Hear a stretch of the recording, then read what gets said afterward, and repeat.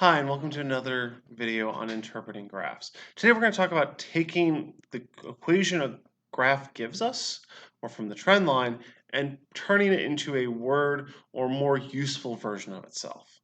Here we have the Halo graph again, where we're talking about is negative 1.43x plus 49.1 is the equation. Let's take that equation and work with it for a second. So if we zoom out and look at the board, I've got that written on the board. You'll notice the first thing I have is a y. Y equals, that's the implied variable. Y equals negative 1.43x plus 49.1. But because this comes from data or from analysis, we can rearrange this, or more accurately, substitute some of the terms for the variables on the axis. So if we go back to the graph for a second, we can see that the x-axis is time and the y-axis is cost. So instead of the graph saying y equals negative 1.43x plus 49.1, we can instead say that it is the cost equals negative 1.43 times the time plus 49.1.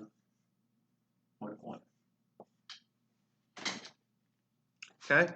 But we can even go a step further because these numbers aren't just random. They come from somewhere. They come from the graph and they mean something. Let's backtrace for a second. If we go back to algebra, we know the equation y equals mx plus b, right? M is your slope. B is your y-intercept.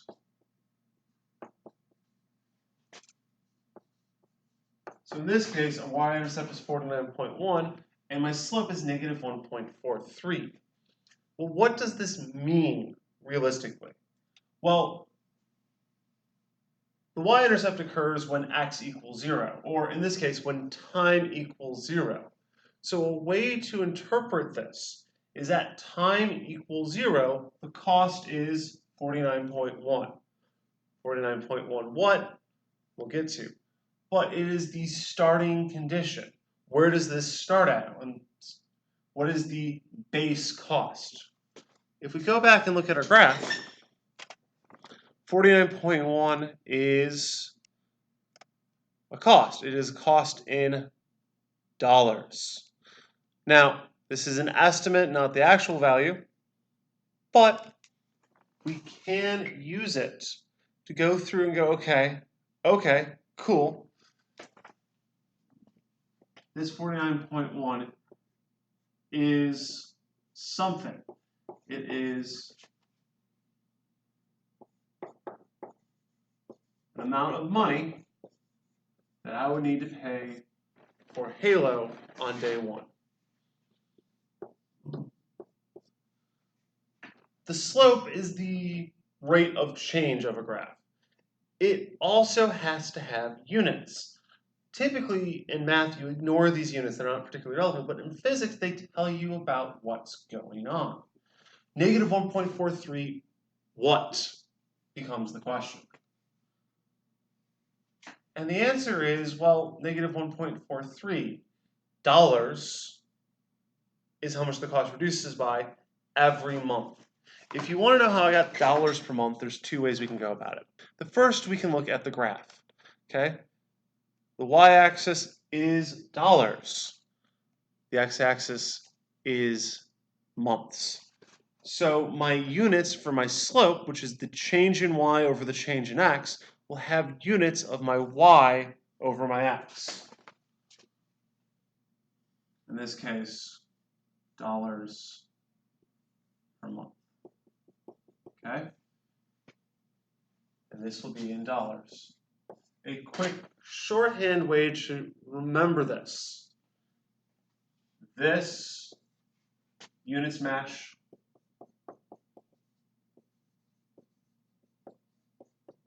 the y-axis. This slope has units of y-axis over x-axis. The way this ends up working is this way. When I plug in a value for a number of months, I get a cost out. Let's see how this works. So let's say we want to know after 10 months what the predicted cost of Halo 3 was. Well, our time is now 10 months. So let's just take our equation. Cost equals negative $1.43 per month times, we're looking at a specific point in time. So in this case, we're looking at 10 months.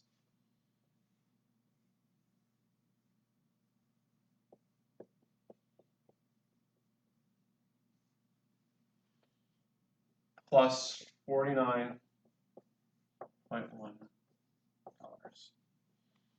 When we multiply this out, we are going to follow order of operations. Please excuse my dear Aunt Sally, or PEMDAS, whatever you use.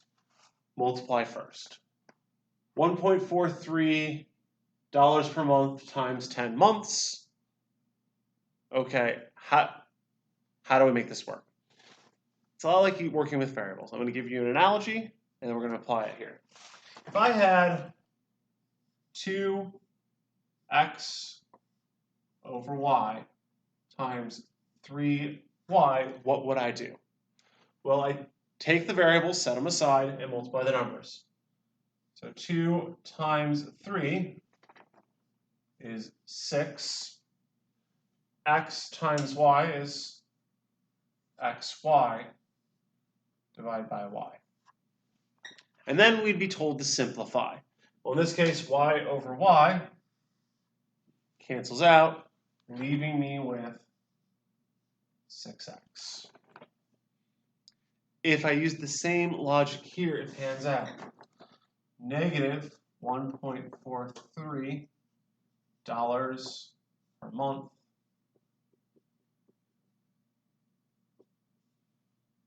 times 10 months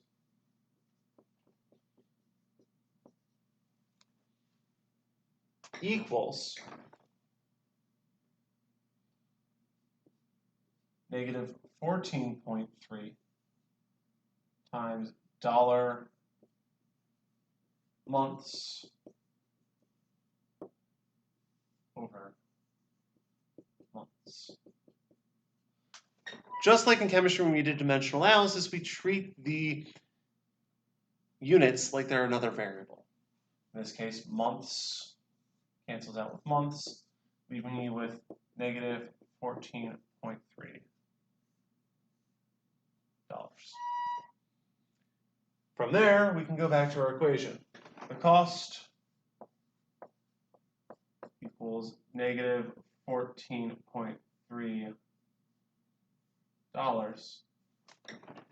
plus $49.1, which adds up to, well, subtracts 2 effectively. 34.8 units matter dollars. So after 10 months, we'd expect Halo to cost $34.8.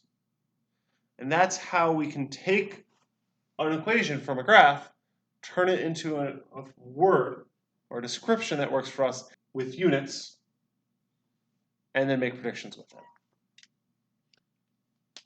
We'll go ahead and take a look at another example, and then we'll give you a practice problem. So here we have the superhero movie Best Picture gross income. And the equation is so. There's a few odd things about this, but the general principle are the same. We could go from this equation here, we could put a y equals out front, and now we're going to translate it. Some quick notes. My y is going to be income in dollars. Let's just make that note now.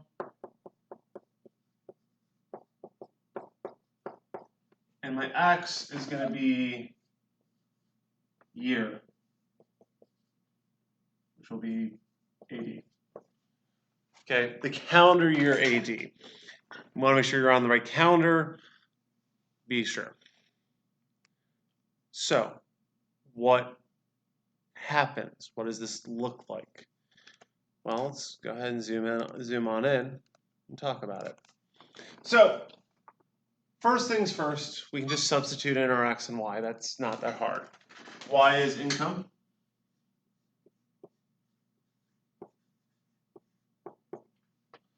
Equals. This is a little messy. This E means something.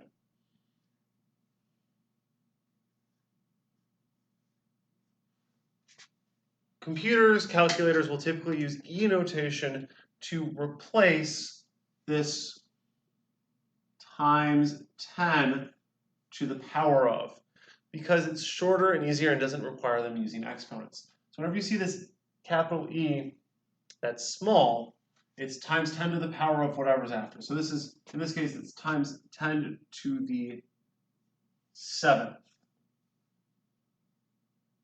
times year.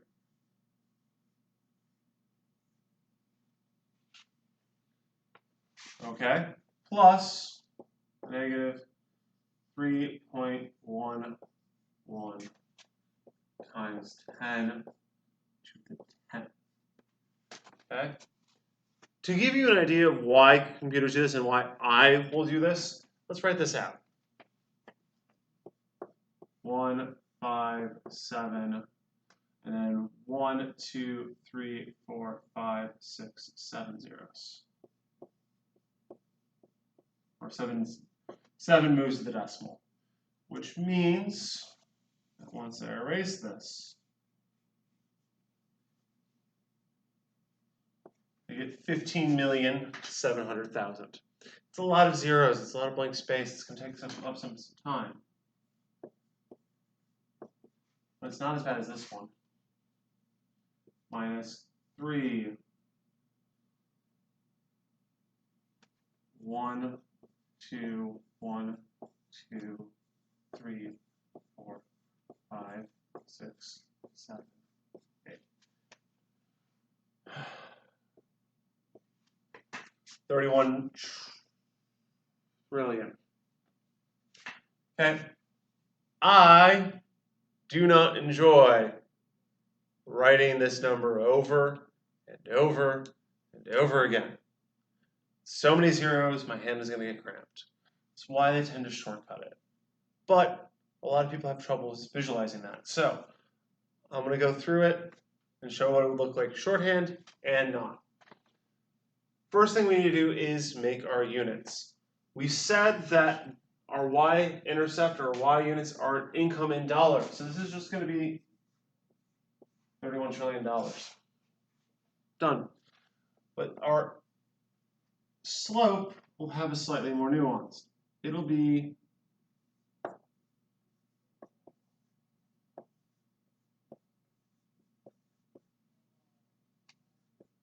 y units over x units because it's a slope.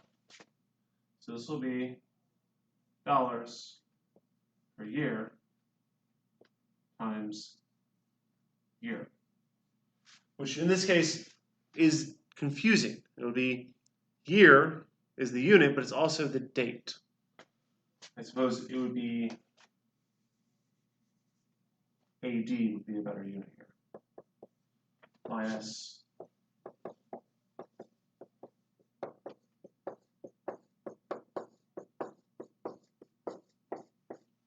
and there's the formula.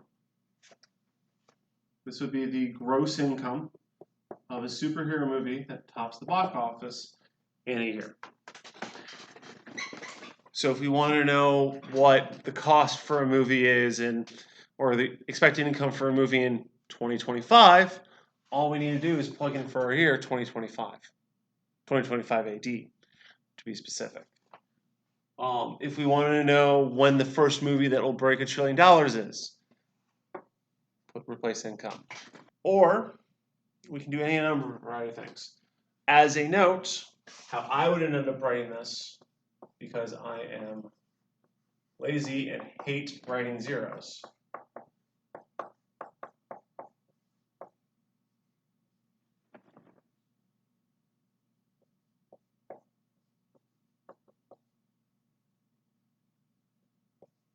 It'll look like this.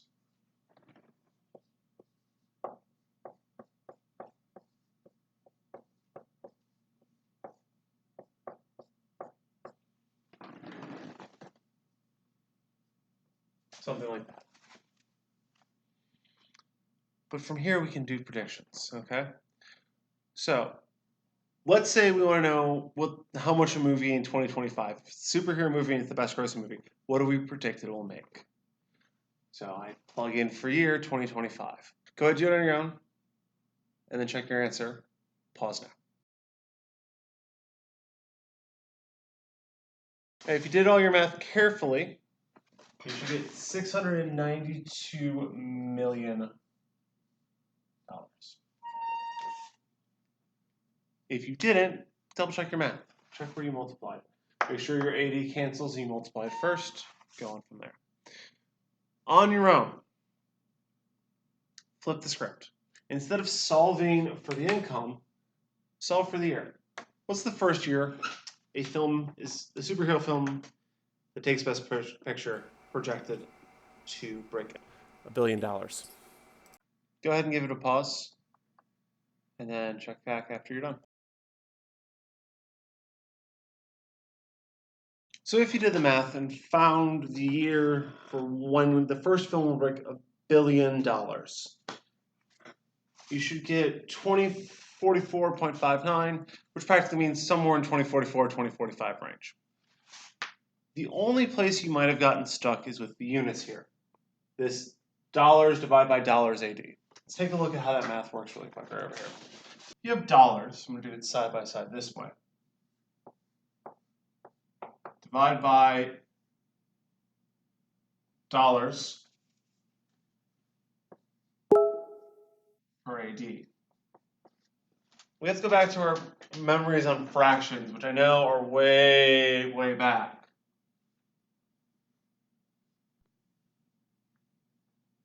But when you divide a fraction, it's the same as multiplying by its reciprocal.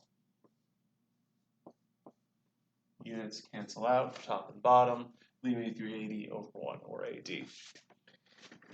If that is hard to follow or understand, the easier way to think about this is we know it's in years, which means it has to be 80 when it comes out.